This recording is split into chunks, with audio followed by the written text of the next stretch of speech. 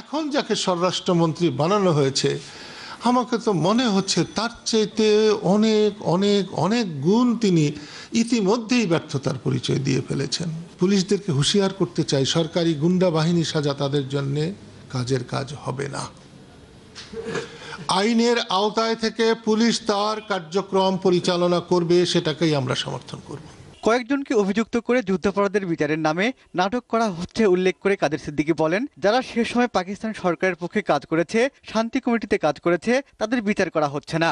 মুক্তিযুদ্ধের সময় স্বরাষ্ট্রমন্ত্রী মহিউদ্দিন খান আলমগীরের ভূমিকা নিয়েও প্রশ্ন তোলেন তিনি। জনাব হোম মিনিস্টার, তিনি কিন্তু 1971 সালে মুক্তিযুদ্ধের পক্ষে ছিলেন না, পাকিস্তানের পক্ষে ছিলেন। যে পাকিস্তান আমলে যে সমস্ত বাঙালি সরকারি কর্মচারীরা পাকিস্তানকে টিকিয়ে রাখার জন্যে শেষ দিন পর্যন্ত আপ্রাণ চেষ্টা করেছেন, তারাই আজকে রথী মহারথী হয়ে গেছেন অনেকে। হাসানুল হক ইনুকে মন্ত্রী করায় প্রধানমন্ত্রী সমালোচনা করেন কাদের সিদ্দিকী। তিনি বলেন, জিয়াকে বঙ্গবন্ধুর খুনি বলা হচ্ছে, কিন্তু সে সময় ট্যাঙ্কের উপর উল্লাসকারী ইনুকে মন্ত্রী বানানো হয়েছে। সিপাহী বিপ্লবে ট্যাঙ্কের উপরে যিনি নেচেছেন সেই ইনুর ছবি আজও খুঁজলে পাওয়া যাবে, তাকে আপনি মন্ত্রী বানিয়েছেন।